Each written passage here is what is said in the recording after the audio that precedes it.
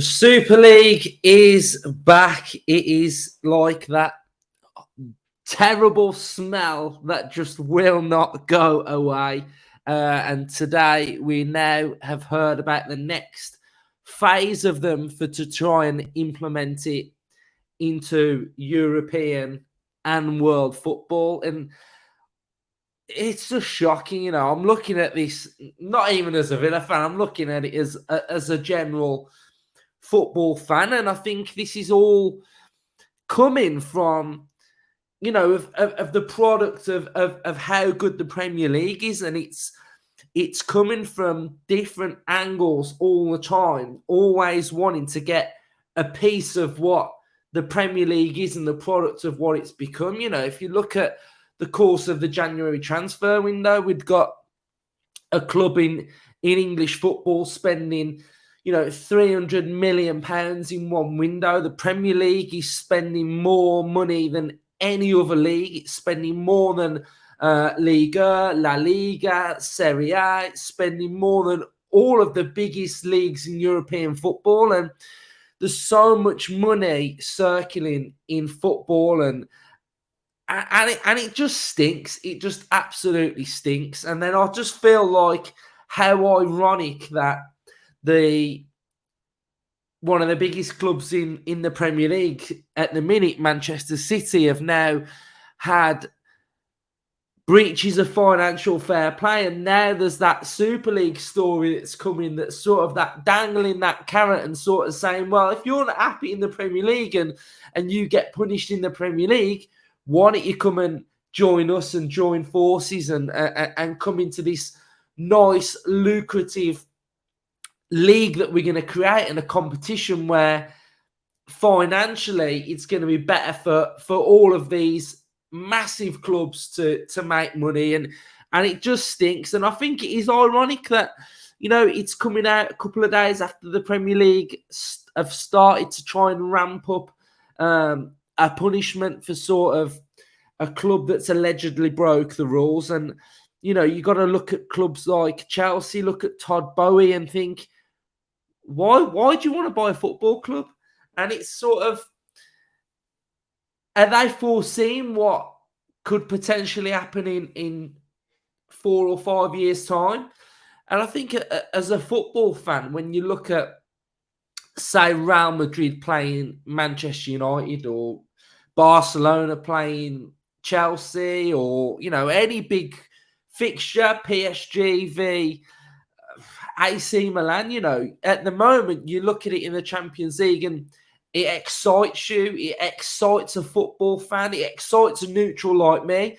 Aston Villa aren't in a European competition, but I look at those games and I get excited that when it goes deep into the Champions League, they're one-off games, aren't they? One-off games per season that you really get excited about. And I just feel like, do I want to watch that in a league where 4 or 5 times a season you get to watch these teams play against each other in Arizona or Sydney, Abu Dhabi, Dubai?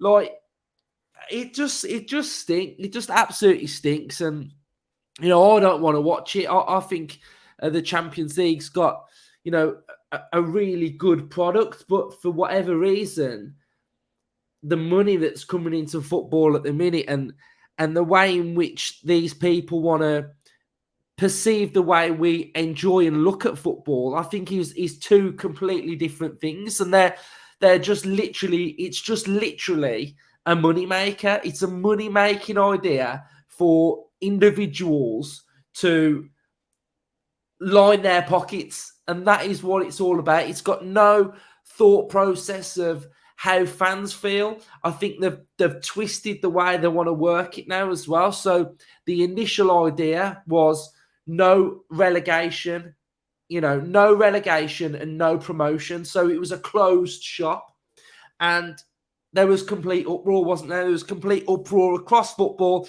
That's not how we view football. That's not how we play football. Football is a beautiful game. It's fantastic. You've got the minnows that can beat the the top sides. You've got stories all over. There's an unpredictability in football, which is just beautiful. And I think that is why we love football. But now, the new idea, which we'll have a little look at now. So it's sort of like it caused uproar to start with, didn't it? Because of the no relegation, the no promotion, blah, blah, blah. Fans hated that idea. But the way in which they've worded this now is a new look open Super League could contain up to 80 teams in a multi-divisional format, the competitor's chief executive has said. So here's where it sort of gets a little bit more trying to appeal to fans. Teams would be guaranteed a minimum of 14 matches per season. A22, who we've got no idea who they are, a company formed to sponsor and assist the creation of the Super League, has consulted nearly 50 European clubs since October last year and developed 10 principles based on the consultation which underpin its plans for a new look league.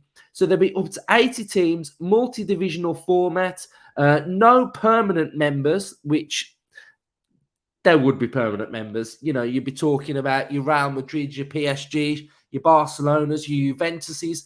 You know, a lot of those sides are in financial problems. I mean, look at Juventus, points deducted. Barcelona, they've sold their soul to La Liga, to TV rights for the next however many years. So, you know, a lot of those European giants, financially, they've got massive, massive problems.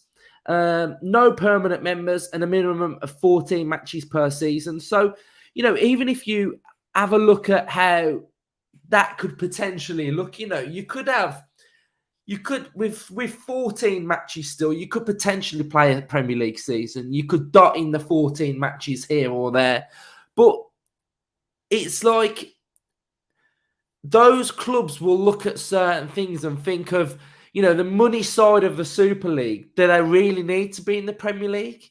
You know, when they're in the Premier League, can they just then play reserves and kids and then water down the product of the Premier League and then go full tilt for the Super League? So I just think the whole thing still just absolutely stinks, but it just stinks of money and it just stinks of people wanting to line their pockets. And I think it's a worry now, and it is a massive, massive threat to the Premier League, and I think something's got to happen where it just can't happen. Do you know what I mean? Like something's got to happen where someone's got to step in and just put a complete blocker on it, and just stop it from happening, because I literally do feel like if the Super League does ever happen, it could just kill football, because it would eradicate the Premier League, eradicate the competition of the Premier League. It would decimate lower league football completely. And I just think it's just absolutely terrible. It's a terrible idea. And yeah, it's just it would just kill football, you know. And who'd want to watch top bracket games more than a couple of times a season? I just don't like the feel for it. I mean, if you look at how it would potentially look, you know, you look at a pre-season game. So you look at when, say, United play a Real Madrid in America, like the atmosphere's crap. There's no appetite for it really anyway, because it's just a dead rubber game. It has no significant importance to it. So I just think the whole vibe of it would just be crap anyway. So I'd love to hear your thoughts on it as well. Like where are your mindsets at? Like, how do you look at it? I think if you look at an audience away from fans that love their football club, so, you know, if you look at the fans that enjoy Premier League football from, say, you know, all different nations across the world, then they would probably love it, wouldn't they? But I think that the hardened football fan just thinks it would just be a horrendous idea, and I just think it absolutely stinks. So, it is back though, isn't it? It's sort of back with a little bit of an vengeance now because they've sort of changed the wording of how it would look. It's now looking more like a league where before it was looking like a closed shop. So in the comment section down below, drop your thoughts on what you think of it. I'd love to see what you're going with as well. So drop your thoughts in the comment section down below. Subscribe to the channel. Down the Super League.